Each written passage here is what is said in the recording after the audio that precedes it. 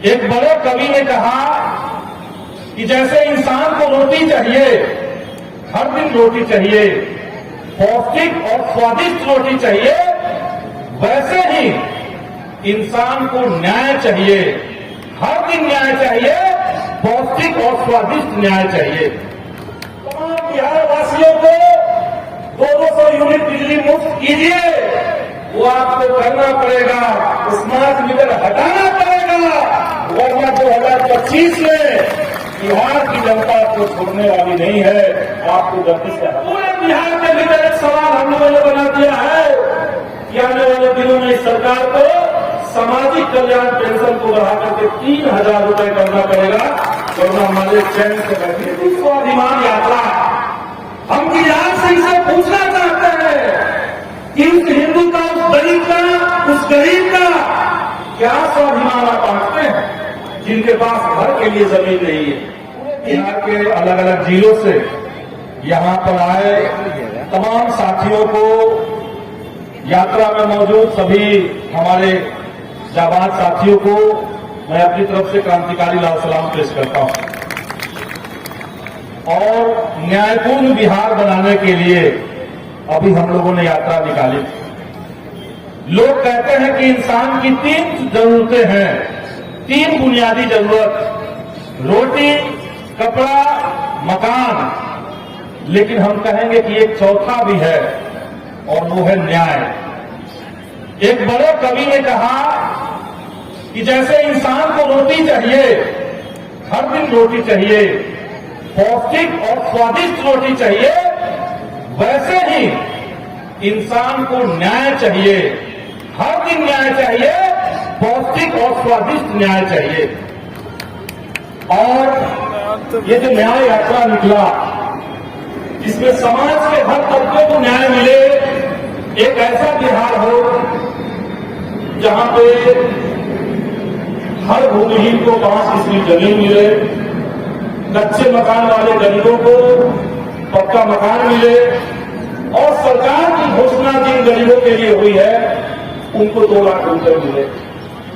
ये अद्भुत विडंबना है बिहार के साथ कि एक तरफ बिहार के मुखिया नीतीश कुमार इस बिहार में जातीय गणना करके घोषित करते हैं कि बिहार में कितनी गरीबी है, और फिर उसी गरीब को और ज्यादा गरीब कैसे बना देना है, इसका भी साथ ही साथ रास्ता तैयार कर देते हैं। स्मार्ट मीटर को लेकर के आप सब लोग जानते हैं, लेकिन सरकार की बदमाशी देखिए। आज पूरे बिहार के अंदर सभी डीएम को आदेश दे दिया गया, सीओ को आदेश दे दिया गया कि काम धंधा छोड़ करके और स्मार्ट मीटर का गुणगान कीजिए, और गुणगान एक से एक हो रहा है। लेकिन हकीकत है कि पहले जिस गरीब को अपने यहां 1 महीने का जितना बिजली बिल देना पड़ता था, उतने का रिचार्ज करने पर 1 सप्ताह में खत्म हो जा रहा है, और ये पूरे बिहार के साथ हो रहा है।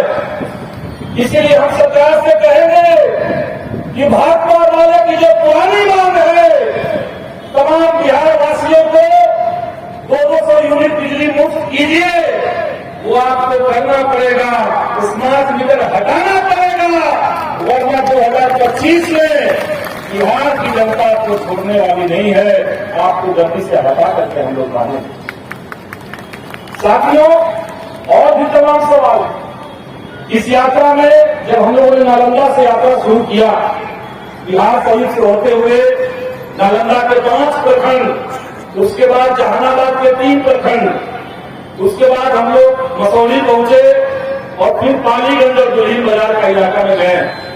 जनता के बीच एक और मांग है, और वो मांग है सामाजिक कल्याण पेंशन। गरीब बुजुर्गों का, विधवा महिलाओं का, विकलांगों का एक बड़ा सहारा होता है सामाजिक कल्याण पेंशन। लेकिन इस महंगाई के दौर में आप देखिए कि सरकार न जाने कितने दशक से इस महंगाई, इस पेंशन योजना को केवल 400 करके रखा हुआ। सदन के अंदर मौले ने इसको उठाया, और इस बार न्याय यात्रा में पूरे बिहार के भीतर एक सवाल हम लोगों ने बना दिया है कि आने वाले दिनों में इस सरकार को सामाजिक कल्याण पेंशन को बढ़ा करके 3,000 रुपए करना पड़ेगा, वरना हमारे चैन से बैठने नहीं जा रहा। तो ऐसे तमाम मुद्दे जो जनता से जुड़े हुए हैं उसको हम लोगों ने उठाया। लेकिन ठीक उसी समय जब हमारे साथी सड़कों पर उतर करके हजारों किलोमीटर पैदल चल के जनता की बात कर रहे थे, उसी समय भाजपा के एक सांसद वो भी बिहार में यात्रा निकाले और उनकी यात्रा का नाम है हिंदू स्वाभिमान यात्रा।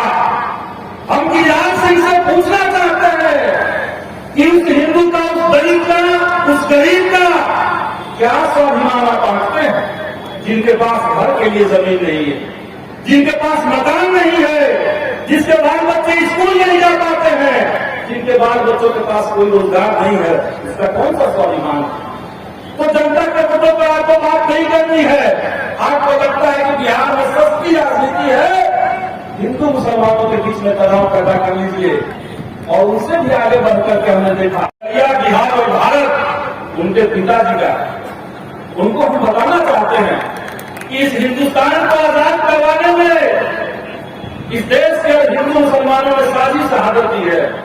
और इसीलिए संविधान के खिलाफ में जाकर के कोई बयानबाजी, किसी तरह का विभाजनकारी बयान भाजपा वाले बर्दाश्त नहीं करेगा, ईट से ईट बजा देगा। और बिहार की जनता जानती है सांप्रदायिक को कैसे खदेड़ा जाता है।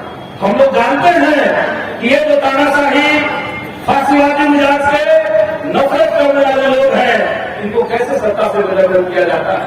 तो साथियों, इस यात्रा का आज भले समापन हो रहा, लेकिन जो मुद्दे हम लोगों ने उठाए हैं, जो संघर्ष हम लोगों ने छेड़ दिया है, आज इस न्याय सम्मेलन से उसमें और तेवर भर के, जज्बे को और बुलंदी करके हम लोग आगे लड़ेंगे। या तो सरकार हमारी बात सुनेगी या 2025 में बिहार की जनता इनको सत्ता से खदेड़ करके दौड़ेगी। इसी अपील के साथ, इसी शुभकामना के साथ मैं अपनी बात खत्म करूंगा। सभी साथियों का बहुत बहुत धन्यवाद। ईद